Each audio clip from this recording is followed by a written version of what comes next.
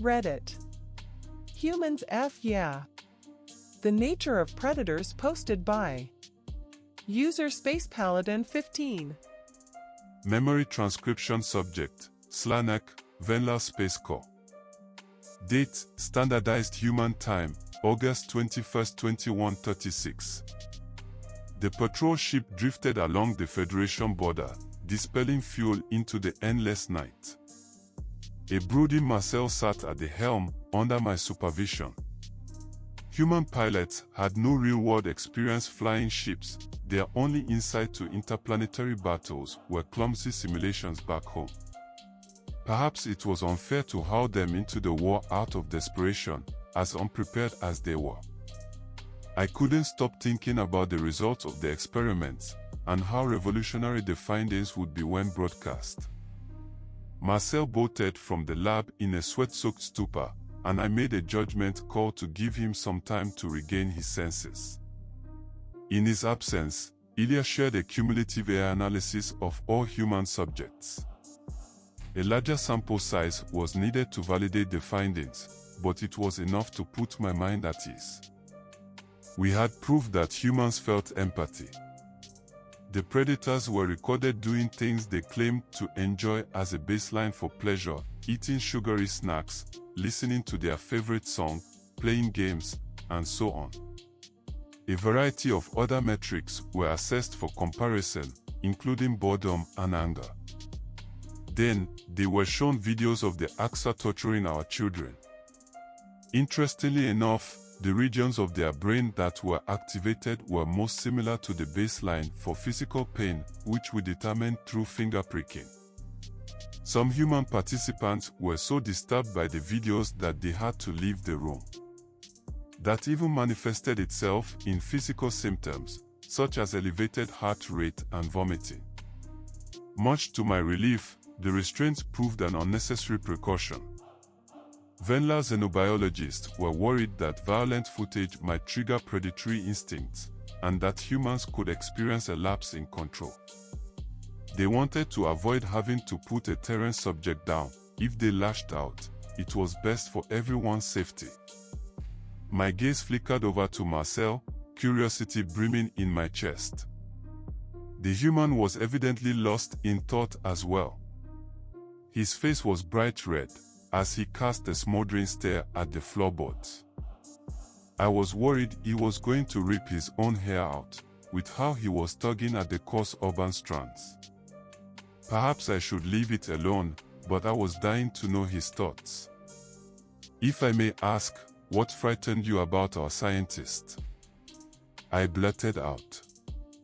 Did you really think they would hurt you? We don't have the same disposition as you. You're going to laugh, but most of our old myths about aliens, yes. Well, they involve us getting abducted and experimented on. Hey, for all I knew, you were testing how humans react to torture. You think we're that barbaric? Our scientists just want to help you fit in. We need conclusive evidence of your empathetic capacity. Else, we'll never silence the doubters. I don't see why we needed to prove, yet again, that we're not the AXA. Humans haven't done anything to you. You're a contradiction of hundreds of years of scientific thought, Mark. Not to mention, certain groups in the Federation won't like you much more than us.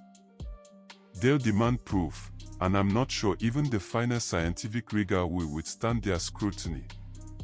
It's not fair. I know.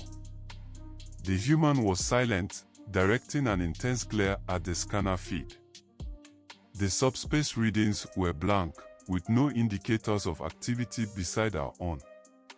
If there was anything to be gleaned, it wasn't on an empty screen. Maybe the experiments had jarred something in his personality after all, because I never remembered him being so sullen online.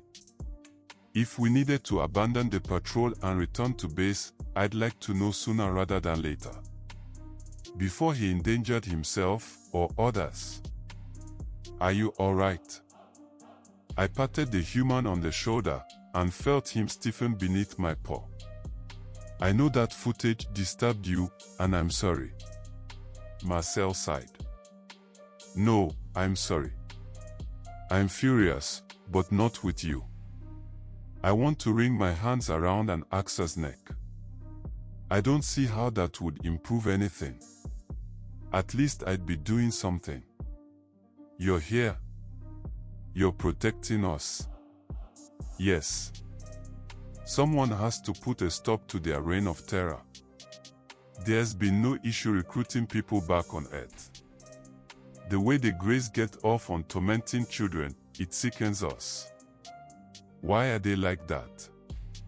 I wanted to ask you that, Mark. We believe that predators evolved through warfare. Killing and cruelty, isn't it a survival advantage to you? Well, killing, yes. Killing the competition, or the dangerous things that lurk in the night, I suppose that's how we became predators. We aren't natural ones, you know. We were once prey animals, same as you, using our cooperation to survive. What? And you chose to be like them? Yep. I won't pretend we're cute and cuddly like you. Some people have walked ghastly paths throughout our history. There's plenty of blood on our hands. But in modern times, we have rules for what called the Geneva Conventions. The Axa's methods are dishonorable and pathetic. Before I could inquire as to the nature of these Geneva Conventions, shrill alarms blared from the ship's computer. 9 indicators popped up on the scanner feed, suggesting inbound Axa bombers. The flurry of activity, when the humans arrived, must have piqued their interest. The reptilians love to target weak links, and an isolated station such as our lodging was just that. There were countermeasures, developed over the centuries, but I didn't know if they'd be sufficient today. Our onboard AI could map the enemy's trajectory, then time a warp disruptor pulse with that information. Once we knocked the Greys out of hyperspace, our directive was to scamper off until reinforcements arrived. Slowing the Axa's progress bought valuable minutes, even without a confrontation. It could mean the difference between catastrophic loss of life and a successful defense. I switched on the comms link. Prime outpost, we're reading 9 Axa bombers en route. Figure they have you as their target. Fuck. We have to stop them at all costs. The exhaustion was evident in the male Venla's voice that answered. I couldn't imagine how much stress the officers were under, monitoring the UN arrivals. The first large transport of humans, and a couple hundred wind up dead. They'll never forgive us. They'll never send anyone again. Sir, my human partner can hear you, I said. Oh. Right. This is General Kam from Venla Command, we copy you. I'll ask the humans to position their so-called fighters on an intercept course, while we evacuate personnel here. Stall for time if you can. I drew a shaky breath. Yes, sir. We'll do our best. Nausea swelled in my throat, as I synced the ship computer with the disruptor beacons lining the border. My mind strayed to its usual dark corner, replaying my brother's funeral. The shock was still as fresh as it was months ago, when I first learned that his transport ship was gunned down. There wasn't a trace left to remember him by, nobody to recover. Would I be the next to fall by the Axa's claws? Every instinct told me to flee, to put as much distance between us and those monsters as possible. However, the pulses needed to be timed down to the nanosecond, which meant our proximity was a necessity. My brain felt overstimulated, as if my senses were set aflame. Being around a human for hours, it's pushed me to my limit. It's hard to think, with my nerves all frazzled. I pondered with a tinge of guilt. How selfish I am. I haven't even considered how Mark is feeling. I hope the wordless Marcel was okay with the para we were in. He had loved ones back on Earth, including a fiancée whom he spoke of with fondness. He didn't want to die here. There was no data on how the primates behaved in life-threatening situations, or how they coped with stress. But with the grace closing in on our position, there was no time to explain our standard procedure. We thought there'd be time for our allies to settle in, before hurling them into the fire. Hopefully, humans had solid self-preservation instincts, and could use their cleverness to fill in the blanks. Those bombers were about to become quite real. There were no visible signs of distortion as our post detonated. The AI's calculation was silent and flawless. I'd liken FTL disruption to pulling a rug out beneath someone's feet. The warp bubble burst in an instant, plunging the AXA vessels into real space. No doubt it was disorienting for those hellspawn on board. Watching their angular ship spring forth from nothingness would be a magical sight, if the stakes weren't so dire. The bombers slowed to regain their bearings, and to scope out their surroundings. They wished to exact revenge on the prey animal who dared to fight back. It was evident AXA architects spared no thought for beauty. Plasma railguns jutted out on both flanks, perfect for slinging destructive volleys. Turrets for kinetic weapons dotted the armor, in case of a close-range engagement. The curvature of the underbelly provided storage for antimatter missiles. I imagine the predators relished the terror their construct instilled. Witnessing their fleet felt like peering into the jaws of death. Hideous ships, huh? I quipped. There was no reply from Marcel.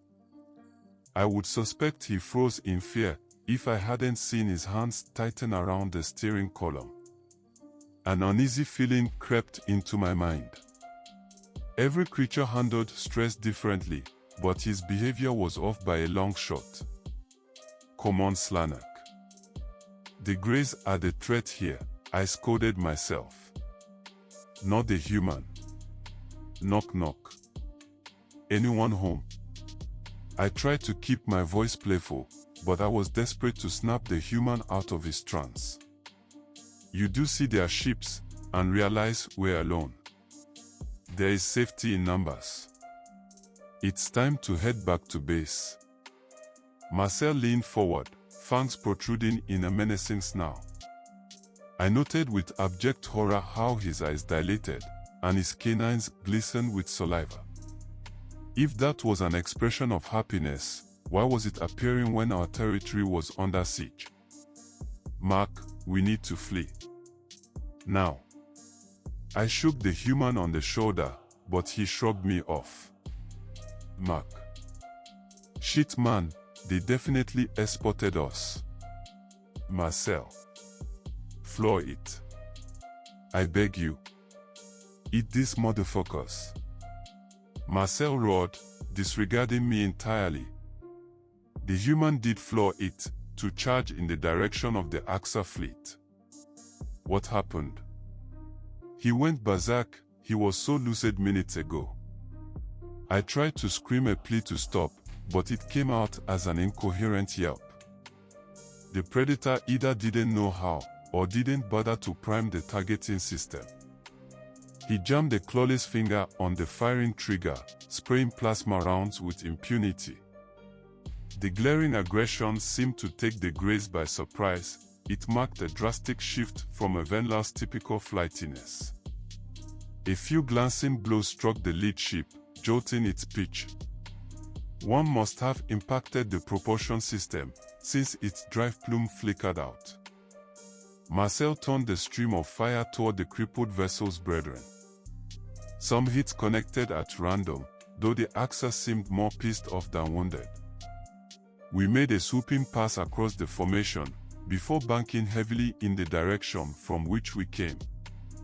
The computer warned me that we had been target locked by all 9 hostiles. Run. I whimpered. Marcel cleared his throat. Yep.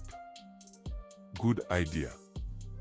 The human pointed the ship in the direction of the Federation border. Why wasn't he trying to return to the outpost? The last remnant of my logical brain suggested that he was trying to lure the Axa away. I winced as my harness chafed into my neck. Our inertial dampeners were struggling to keep up with our blistering acceleration. Only 2 Axa ships gave chase, while the rest returned to their intended course. They couldn't resist sending someone to hunt a straggler down. I knew the enemy bombers would slowly close the gap with relentless abandon. The optimal way to lose our pursuers was to slip into subspace, but unfortunately, warp required several minutes of stationary preparation. The human signed our death warrant with his stupidity.